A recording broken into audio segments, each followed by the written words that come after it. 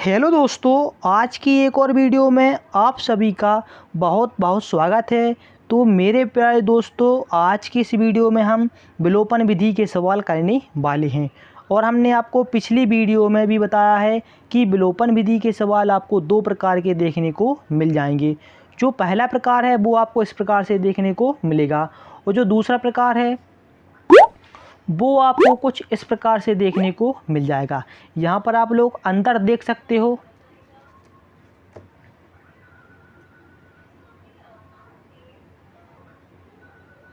चलिए, तो यहाँ पर देख सकते हो, आपको यहाँ से पहला पद और यहाँ से पहला पद आपको कितना दिख रहा होगा? समान। तो एक प्रकार तो आपका ये हो गया। आपको कुछ नहीं करना, सीधा यहाँ पर गुणा करके भाग कर देना। जो भी करना हो आपको यहाँ पर सीधा सीधा आपको सीधा आंसर निकाल देना है।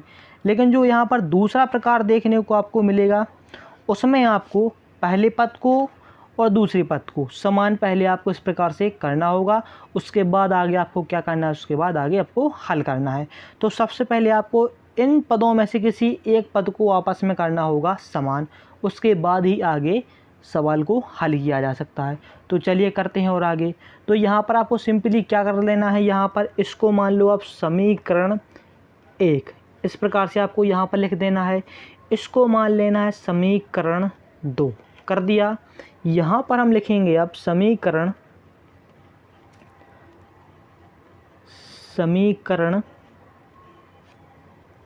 1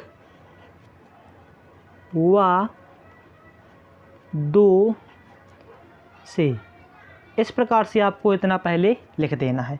लिखने के बाद आपको जो आपने समीकरण बनाए हैं उनको दोबारा से एक बार फिर से लिख देना है। क्या लिख देना है?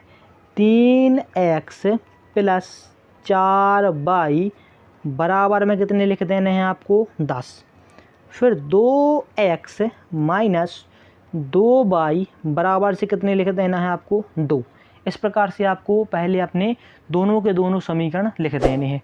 उसके बाद आपको क्या करना है? आगे दो समीकरण में से किसी एक पद को समान बनाना है। कैसे बनाओगे? ऊपर वाली संख्या में आपको कर देना है नीचे से गुणा। जो आपके ऊपर 3 दिख रहे हैं उसका कर देना आपको 2 में गुणा, और नीचे जो 2 दिख रहे हैं उस पर कर देना आपको समीकरण 1 में गुणा।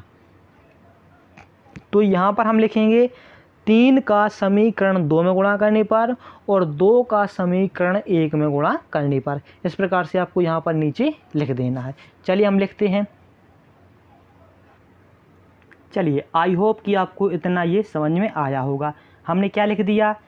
समीकरण 1 में 2 से और समीकरण 2 में 3 से गुणा करने पर। इतना आपको समझ में आया? चलिए गुणा करके देखते हैं। क्या लिखा? समीकरण 1 में 2 से, तो समीकरण 1 तो ये है और समीकरण 2 ये है। तो समीकरण 1 में 2 से, पूरे समीकरण में 1 से कितने से गुणा करना है? 2 से। यहाँ पर अगर आप लिखना चाहो तो यहाँ पर आप लिख लो पूरे, ठीक है? तो आपको और ज़्यादा समझ में आएगा कि पूरे समीकरण में 2 से और यहाँ पर पूरे समीकरण में 3 से गुणा करना है।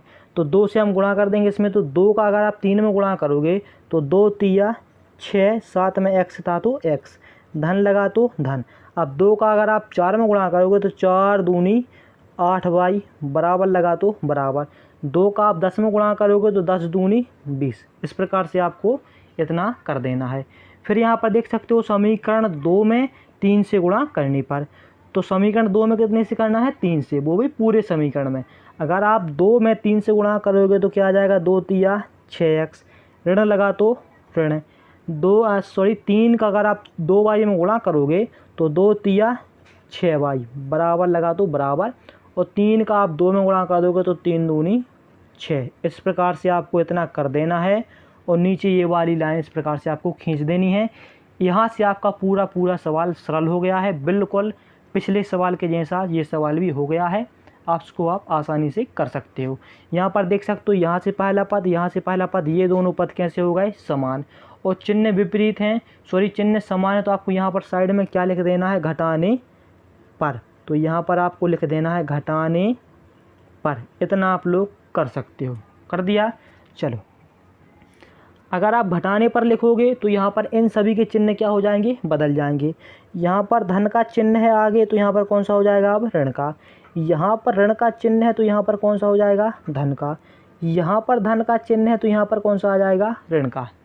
अब जौन से चिन्ह पर, जिस वाले चिन्ह पर गोला लगा है वो चिन्ह आपको ध्यान में नहीं रखना है।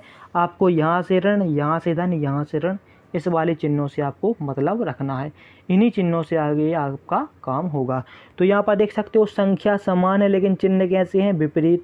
तो ये दोनों तो हमारे आपस में कट गए। यहाँ पर धन का चिन्ह, यहाँ पर धन का चिन्ह।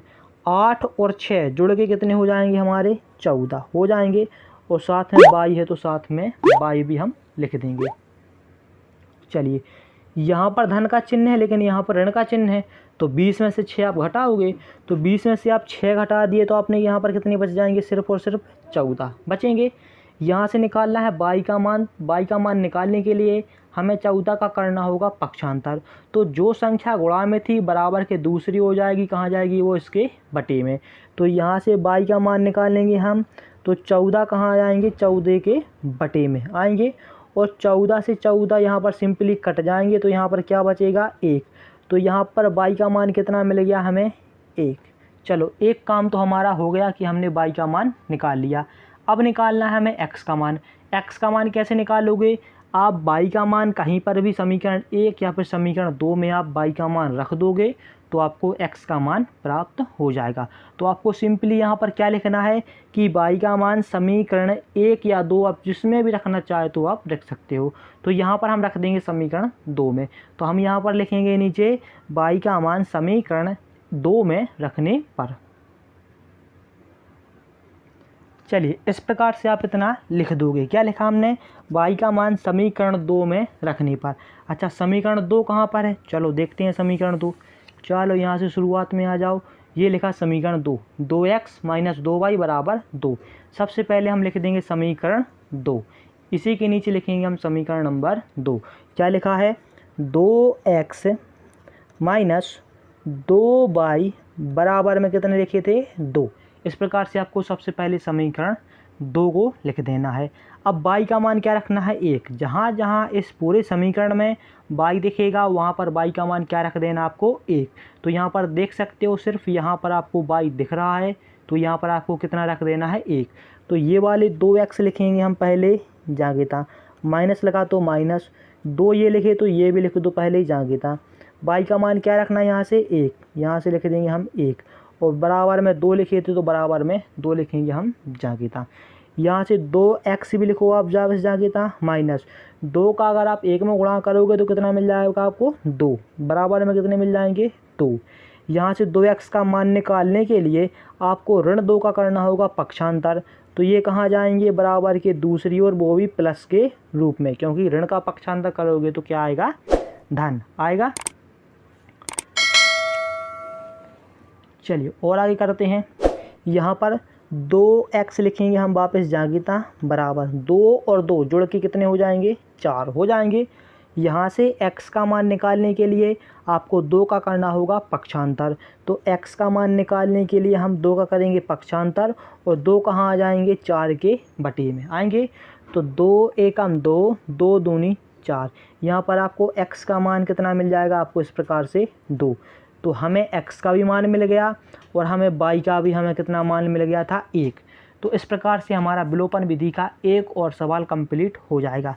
तो आपको सिंपली क्या करना है, इस प्रकार से आपको अगर आप पूरा का पूरा पेपर में लिख के आओगे तो आपको ज़्यादा से ज़्यादा नंबर मिलने के चांस ज़्यादा रहेंगे। तो आपको इस प्रकार से पेपर में लिख के आना है।